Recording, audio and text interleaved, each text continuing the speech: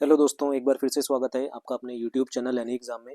दोस्तों, इस वीडियो में हम आरआरबी, एएलपी और टेक्नीशियन के लिए जनरल साइंस का प्रैक्टिस सेट करेंगे जो कि पार्ट 19 है।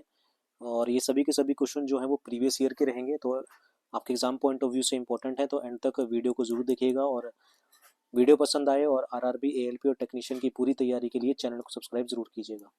तो चलिए शुरू करते हैं पार्ट 19 से जनरल साइंस का प्रैक्टिस सेट, और पहले क्वेश्चन की ओर आते हैं। तो पहला क्वेश्चन आपको स्क्रीन पर दिख रहा है। इसमें बोला गया है कि तत्व ए बी सी डेबो राइनर के त्रिक के रूप में है। यदि ए का परमाणु भार 40 है, सी का परमाणु भार 137 है, तो बी का परमाणु भार क्या होगा? Element A B C occur as Dobereiner triads if the atomic mass of A is 40, that of C is 137, find the atomic mass of B। तो B का एटॉमिक मास हम कैसे निकालेंगे? तो B का एटॉमिक मास निकालेंगे जो A का एटॉमिक मास है, परमाणु भार है, प्लस C का जो परमाणु भार है, बटे में इसका 2 कर देंगे, आंसर आ जाएगा। तो 40 प्लस 137 करेंगे बटे में 2, इसको ऐड करेंगे तो 177 आ जाएगा, बटे में 2 करेंगे, 2 अट्ठे 16, एक बचेगा 17, 2 अट्ठे 16। तो इसका जो परमाणु भार आएगा आपका ऑप्शन नंबर सी हो जाएगा, 88 आ जाएगा। ऑप्शन नंबर सी करेक्ट हो जाएगा। अगला क्वेश्चन जो जनरल साइंस में पूछा गया था वो था 40 केजी की एक वस्तु विराम अवस्था पर स्थित है, यानी कि अभी चल नहीं रही है। एक स्थिर बल की क्रिया के तहत यह 5 मीटर प्रति सेकंड की गति प्राप्त करता है। बल द्वारा किया गया कार्य, तो कल भी हमने इस तरह का न्यूमेरिकल किया था जिसमें हमने बोला था कि वर्क का जो फॉर्मूला होता है वो होता है 1/2, कितना उसका मास है यानी कि कितना उसका भार है केजी, बटे में जितनी उसने गति प्राप्त करी माइनस में उसकी जो प्रारंभिक गति थी वो, उसका वर्ग।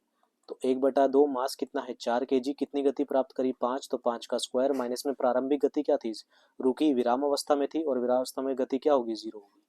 तो ये हो जाएगा 2 से यहाँ पर 2 दूनी 4 कट जाएगा, 5 का स्क्वायर 25, तो 2 गुणा में 25 कितना हो जाएगा 50 जूल हो जाएगा। तो इसका सही आंसर क्या आ जाएगा आपके पास, ऑप्शन नंबर बी, यानी कि बल द्वारा किया गया कार्य कितना है 50 जूल का है। अगले क्वेश्चन की ओर आते हैं। अगला है, यदि आप एक दर्पण में देखते हैं तो आप पाते हैं कि प्रतिबिंब आपका परावर्तन आपसे छोटा है, तो उस दर्पण का प्रकार क्या है? If you look into a mirror and find that the image is smaller than you, then the type of the mirror। Mirror किस तरीके का है? मिरर समतल अवतल दर्पण है, अवतल दर्पण है, समतल दर्पण है, या फिर उत्तल दर्पण है? तो इसका सही आंसर हो जाएगा आपके पास ऑप्शन नंबर डी, यानी कि जिसे हम कन्वेक्स मिरर कहते हैं, उत्तल दर्पण है। यदि आप मिरर में देखेंगे कि आपका जो प्रतिबिंब है वो आपसे छोटा है, तो वो किस तरह का दर्पण है, वो उत्तल दर्पण है। ऑप्शन नंबर डी आपका करेक्ट हो जाएगा। अगले क्वेश्चन की ओर आते हैं। अगला क्वेश्चन पूछा गया है, खाद्य पदार्थों में विकृत गंधिता का मुख्य कारण वसा और तेलों का डैश है। The main cause of rancidity in foods is the dash of fat and oils. तो खाद्य पदार्थों में विकृत गंधिता का मुख्य कारण वसा और तेलों का क्या है? जल अपघटन, ऑक्सीकरण, स्पष्टीकरण, या फिर अवकरण? तो क्या हो जाएगा इसका आंसर, ऑप्शन नंबर बी हो जाएगा, ऑक्सीडेशन जिसे हम बोलते हैं, ऑक्सीकरण उनका होना। अगले क्वेश्चन की ओर आते हैं। अगला पूछा गया कि निम्नलिखित में से क्या बढ़ते भ्रूण के लिए पोषक उत्तक के रूप में कार्य करता है? The main which of the following serves as the nutritive tissue for the growing embryo. तो निम्नलिखित में से क्या बढ़ते भ्रूण के लिए पोषक उत्तक के रूप में कार्य करता है? बीजांड, अंडाशय, भ्रूणपोष, या फिर युग्मनज? तो इसका सही आंसर हो जाएगा ऑप्शन नंबर सी, यानी कि एंडोस्पर्म जिसे हम बोलते हैं, भ्रूणपोष। ऑप्शन नंबर सी करेक्ट हो जाएगा। अगला क्वेश्चन जो पूछा गया था, 20 सेंटीमीटर की वक्रता त्रिज्या वाले अवतल दर्पण की फोकस लंबाई कितनी है? The focal length of the concave mirror with a radius of curvature of 20 centimetre. तो 20 सेंटीमीटर की वक्रता त्रिज्या वाले अवतल दर्पण की जो फोकल लंबाई होगी वो क्या होगी? तो फोकल लंबाई हम क्या कैसे निकालते हैं? फोकल लंबाई निकालते हैं कितनी उसकी त्रिज्या है बटे में 2 कर देते हैं, यानी कि 20 बटे में 2 करेंगे तो कितना आ जाएगा 10 सेंटीमीटर हो जाएगा। ऑप्शन नंबर डी आपका करेक्ट हो जाएगा। अगले क्वेश्चन की ओर आते हैं। अगला क्वेश्चन है आपके पास, 200 किलोग्राम 200 किलोग्राम के द्रव्यमान वाली वस्तु 5 मीटर प्रति सेकंड वेग के साथ चलती है। इसकी कितनी गतिज ऊर्जा होती है? An object with a mass of 22 kg moving velocity 5 metre per second possesses kinetic energy। तो फिर से वही फॉर्मूला, कौन सा अभी हमने किया था, तो इसी कितनी गतिज ऊर्जा है यानी कितना कार्य आपसे पूछ रहा है, अभी हमने किया था तो 1/2, मास कितना है 22 kg, इंटू में कितनी गति प्राप्त करी 5 का स्क्वायर, माइनस में प्रारंभिक क्या थी 0, तो ये कट जाएगा, ये आ जाएगा 11 पे कट जाएगा, और 11 इंटू में 25 करेंगे तो कितना आ जाएगा 275 जूल आ जाएगा। ऑप्शन नंबर आपका ए करेक्ट हो जाएगा। अगले क्वेश्चन की ओर आते हैं। अगला क्वेश्चन पूछा गया है कि एक वाहक का प्रतिरोध किसके विपरीत अनुपाती होता है। The resistance of a conductor is inversely proportional to. एक वाहक का प्रतिरोध, वाहक मतलब आपका कंडक्टर जो होता है, एक वाहक का प्रतिरोध किसके विपरीत अनुपाती होता है, यानी कि इनवर्सली प्रोपोर्शनल होता है।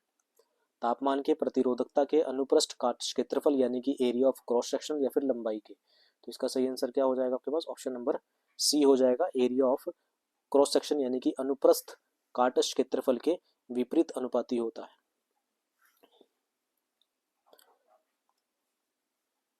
क्योंकि जो रेजिस्टेंस होता है वो इनवर्सली प्रोपोर्शनल होता है किसके, लेंथ अपॉन में एरिया, तो जितना ज़्यादा रेजिस्टेंस होगा एरिया उतना कम होगा, तो इसके विपरीत अनुपाती होता है। अगले क्वेश्चन की ओर आते हैं। अगला है हमारे पास थायरॉक्सिन के संश्लेषण के लिए निम्नलिखित में से क्या आवश्यक है। विच of the following is essential for the synthesis of thyroxine. तो थायरॉक्सिन के संश्लेषण के निम्नलिखित में से क्या आवश्यक है, पोटेशियम, सोडियम, कैल्शियम या फिर आयोडीन। तो इसका सही आंसर हो जाएगा ऑप्शन नंबर डी, आयोडीन आवश्यक है। अगले क्वेश्चन की ओर आते हैं।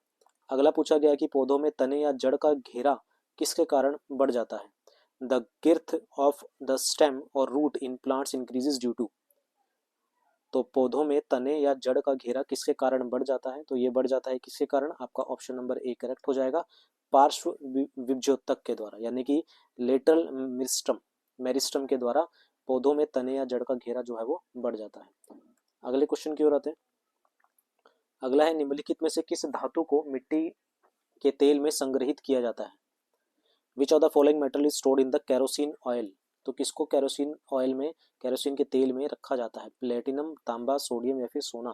तो किसको रखा जाता है, सोडियम को रखा जाता है, ऑप्शन नंबर सी करेक्ट हो जाएगा। अगले क्वेश्चन की ओर आते हैं। अगला क्वेश्चन पूछा गया है कि तापमान को सेल्सियस से केल्विन पैमाने में बदलने के लिए आपको क्या करना चाहिए। To convert temperature from Celsius to Kelvin scale you must. तापमान को सेल्सियस से केल्विन पैमाने में बदलने के लिए आपको क्या करना चाहिए।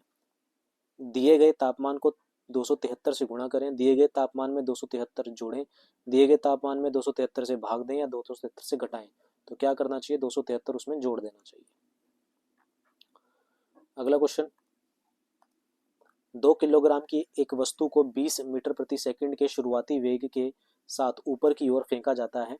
2 सेकंड के बाद इसकी गतिज ऊर्जा क्या होगी, और जी का मान है 10 मीटर प्रति सेकंड।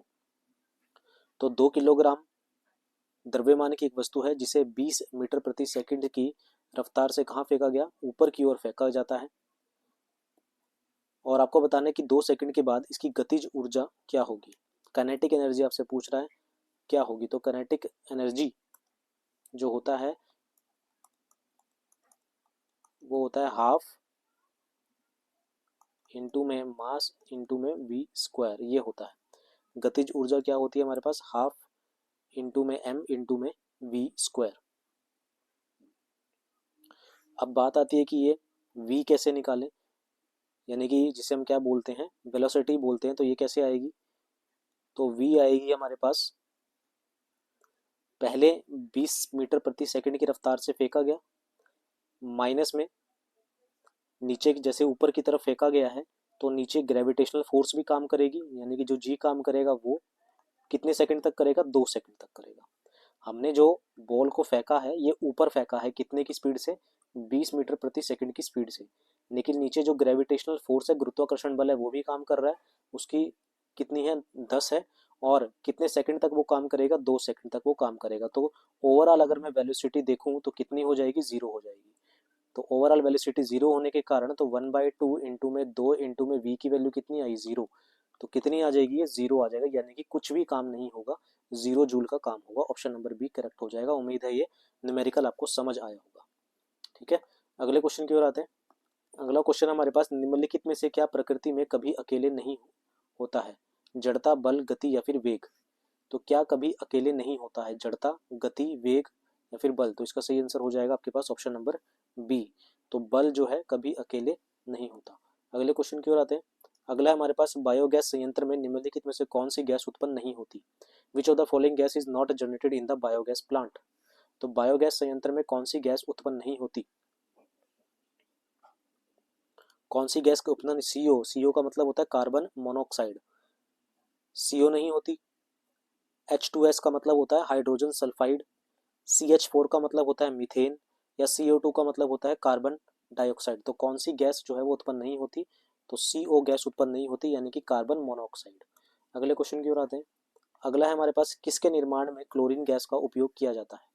तो क्लोरीन गैस जो यूज होती है वो किसको बनाने के लिए यूज की जाती है, वो ब्लीचिंग पाउडर को बनाने के लिए यूज की जाती है।